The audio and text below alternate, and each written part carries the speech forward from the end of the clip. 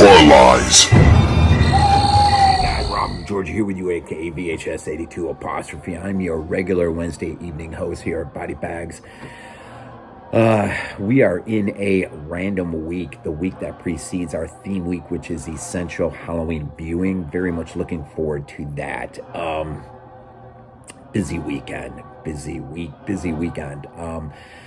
For those of you who follow my, I was just going to say Halloween, my Walking Dead and my X-Files episodes, taking another break this weekend.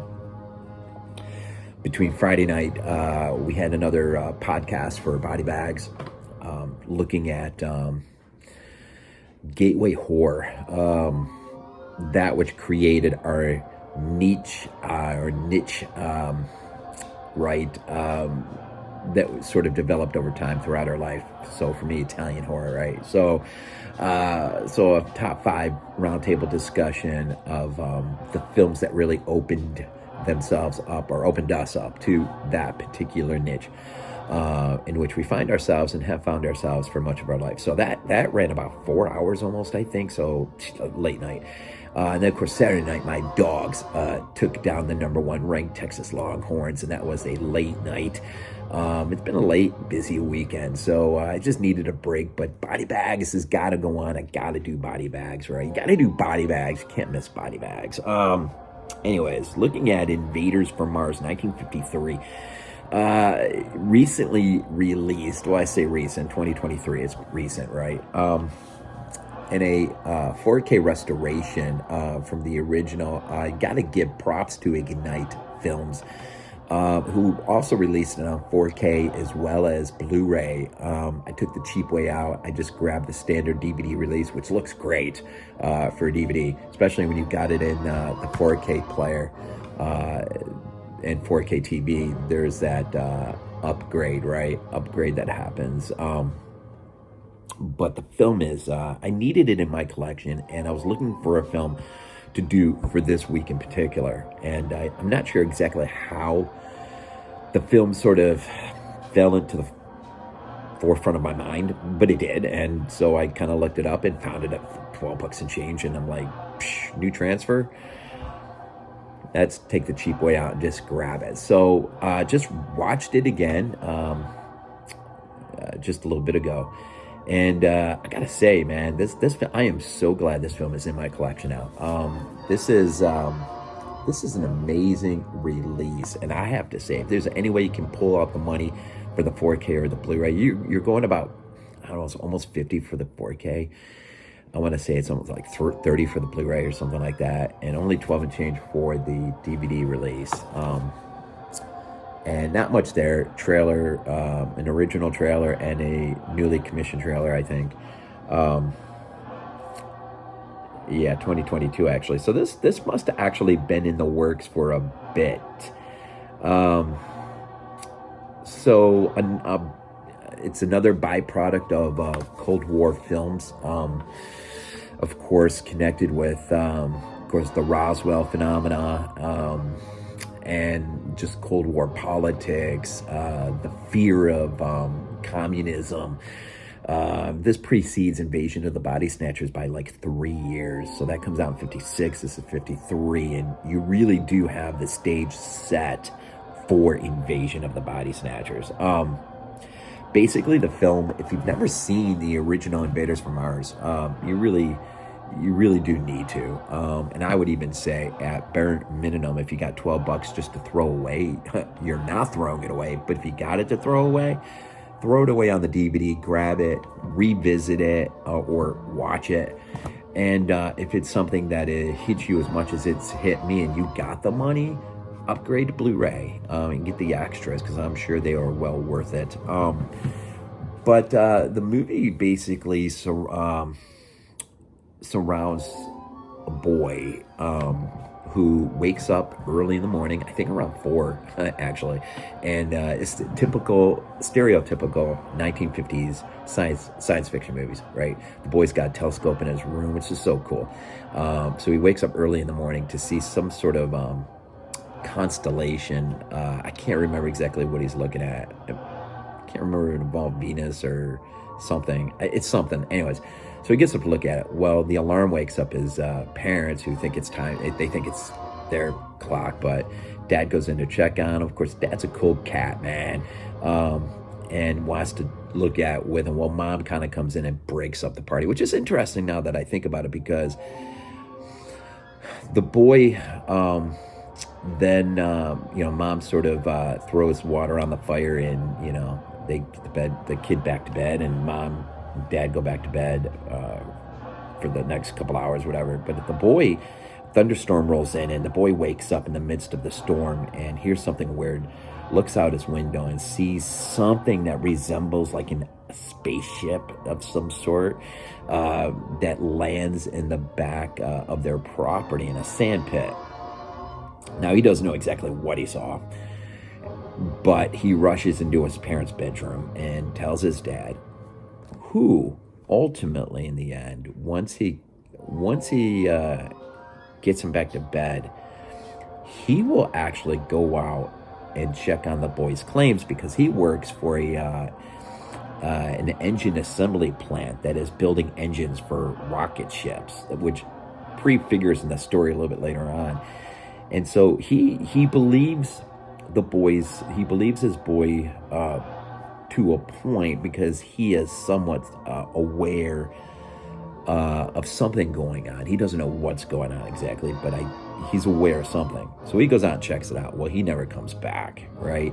The ground sort of sucks him in. And when he does come back, once Mom has freaked out and the police are there and looking for him and all that, he is a changed man. He has been body snatched by sort of an extraterrestrial, I was going to say possession, not really possession. They do a surgical implant at the base of the brain in order to manipulate and control them, which is interesting. So he comes back, he's sort of fixed, right? And this begins. The police who are there looking for him, ultimately, they find their doom as well out in the back of the property. Well, everything starts to happen so quick. The boy doesn't know what to do. And so ultimately he goes to the police station to look for help. In the midst of that stuff, he will ultimately and thankfully fall into the hands of both Pat and Stu. Now, Pat works for the public health department. Stu is an astronomer. And together the two believe the boy's story and become his main advocate, along with ultimately the military, who ultimately is brought in. And so there you go. And the rest of the movie sort of follows the script that we're sort of used to, right? So this movie's interesting on a lot of fronts, man. First of all, I've already alluded to it. The boy's story ultimately is believed by two central figures, who then are able to relate it to other authority, military authority, who ultimately understand and buy in. And Stu probably is the most interesting, because he buys in so much. He totally believes that there could be underground cities on Mars, and as a result of their rocket production and sending rockets up to build space stations, ultimately you could provoke a response by this alien civilization, who now want to basically pull the carpet out from underneath those on Earth. And so this is sort of stage one. The beginning is it Pine Bluff, the name of the town? Coral Bluff? Pine Bluff? Anyways, and so this becomes a race against time to basically defeat the alien invaders before, right? Their plan is one, which is taking over the entire town. It also involves espionage and sabotage. Now, this is 53, so you've had the Korean War, Cold War politics. You got a lot of this mess going on. We're in the post years of World War II. And so there's still a lot of crazy stuff. As John Carpenter talks about in interviews, this was just a weird time to be alive. We sort of have it whitewashed a little bit by things like Leave It to Beaver, which, by the way, Mrs. Beaver is the secretary to Stu, the astronomer, Dr. Stewart, which I thought was amazing. So we kind of have this decade whitewashed a little bit. It was not as picture perfect as we are led, or, think it is, right? So, and so that's cool.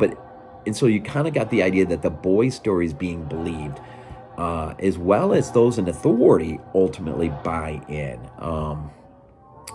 which I thought is just the whole believability aspect I thought is interesting.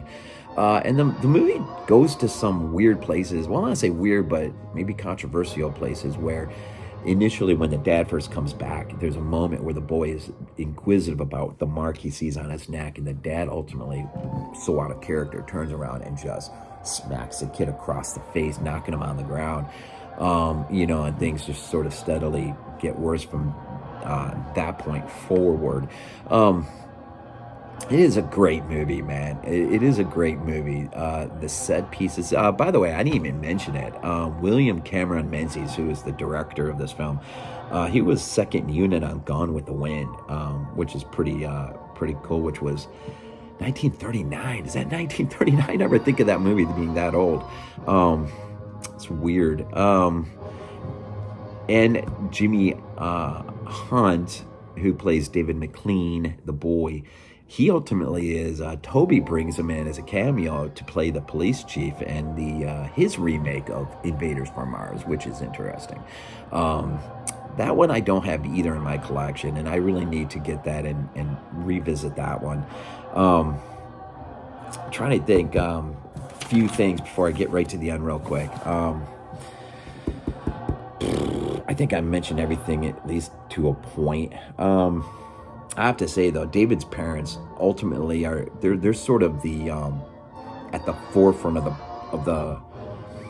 the spear, I guess, of the espionage and sabotage, which involves assassination attempts, blowing up the factory that manufactures the engines for these rockets. And so, I mean, it's just a lot going on, a lot more than you would think. It's interesting. Trying to think. I'm just looking at my notes real quick. Oh, yes, the little girl. I have to mention Kathy. So Kathy's one of the little girls that lives not too far from David. She ultimately falls victim to the sand pit, right? And she comes back.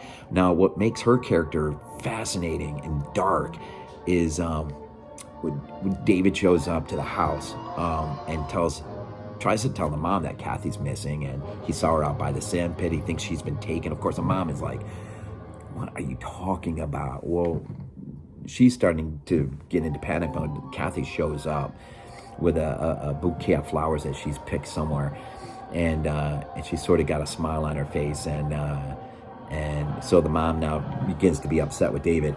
And so David's sort of kind of pushed out of the house, but David realizes to see smoke coming up from the basement of the house, and so there's a fire in the basement.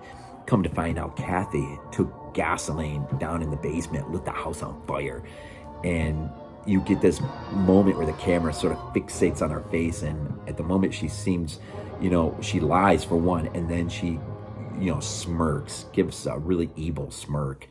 And so there's the manipulation and the control, the body snatching, but then there's this element of, these people just going off and doing crazy things, which is that wasn't really tapped into in the film as much, but it just lends an air of just creepiness, of just seeing these people go off, these kids or whatever, and just create havoc.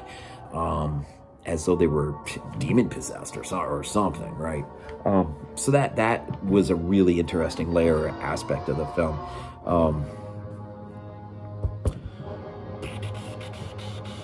Yeah, I think I'll just go to the end now. The end is really controversial. I have to say the cinematographer who did a fantastic job on this movie, John F. Seitz, he's known for Christmas Carol, 1938, as well as Adventures of Huckleberry Finn, 39, but a whole bunch of other. Those were the two that stood out to me. The other thing I wanted to say before I get into the end real quick is this movie is to War of the Worlds, that basically comes out in the same year, but this kind of jumped ahead of it in the theaters, is really what Dante's Peak is to Volcano, or Deep Impact is to Armageddon. And at least of late, I would say, you know, the movies that are the smaller, more focused films, not so wide, big studio releases, are the ones that end up being better. Deep Impact, I think, is way better than Armageddon. It's a fun movie. Don't get me wrong, it is fun. Dante's Peak is way better than Volcano, I think. And so this is sort of that to that as what they are to there kind of thing. And so that's interesting that that was going on already that early. And today it still goes on today, right? Movies are already always trying to jump out and get ahead of the curve in some way or another. Anyways, so the end. The end is controversial, and I'm just going to lay it out there. So if you don't want to know what the end is because you've never seen it or it's been so long, this is your break to jump, right? The end. So the end, ultimately, the boy wakes up. And the whole thing has been nothing but a nightmare. Now, I hear a lot of people complaining and gripe that it's a cheat, it's a cop-out, it's not right that you invest so much time in this movie only to have the rug pulled out from under you, seemingly, and be realized that this is just going to happen again. And see, that's where it's not really a cop-out, because we kind of get, be it a dream, premonition, foreshadowing, he gets he is given something of what's coming down the pike in a form of a nightmare, and wakes up, rushes into his parents' room, and it is preceded by a really cool flashback moment where you sort of get the lead up from the beginning of the movie all the way up to that point, and then almost starts to backtrack a little bit, which is effectively really done neat, I think. And ultimately goes into, when he goes back to bed, though, after sort of being calmed down and realized it must have been all a dream, well, that's when he looks out the window and sees the saucer coming in, right? And you know, it's just beginning. Well, another movie did the same thing and has its critics because people jump on that for the same exact reason. But I love it. In fact, I think it's even more effective than what is done here in Invaders from Mars. And that is Menzies' Nightmare City. Hugo Stiglitz's character, Dean Miller, ultimately in the end of that, similar thing, wakes up, you know, apparently he's just had a horrific nightmare. Goes to what he's assigned to do. He's a journalist, I think. Goes to do what he's assigned to do, and then realizes that the plane that is coming down is the plane that, you know, basically began the nightmare scenario. And so, you know, it ends effectively the same way. And I'm not sure why so many people feel it's a cop-out.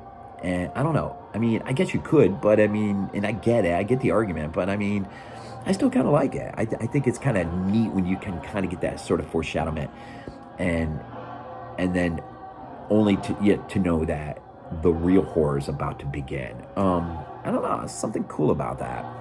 So, anyways, the UK's got another version of it, and they did not go for the ending, and so they redid the ending, so it's a little bit of a happier version, I guess. I didn't try to look it up or anything to see how that goes exactly, but I think it's effectively kill all the aliens, mom and dad are restored, everything's back, hunky-dory, happy. I don't like that, man. I like it when it ends a little bit more somber, right? So, anyways, a classic film from the early 50s, one that really continually needs to be rediscovered and looked at. And I guess the one thing that surprised me the most is I didn't realize it preceded Invasion, and it was so much like Invasion of the Body Snatchers. So I find that interesting. So just a week to go. Halloween is upon us. And with that, again, our essential Halloween viewing here on Body Bags. So look forward to that. And with that, I'm sure I will be back down in my movie room with a similar layout I always do, but today's just a little different. So, and I did not think I'd go 19 minutes, so I apologize for that. Anyways, as always, today we'll end off with Go Dogs. This is not a dream. Not a dream. We might be useful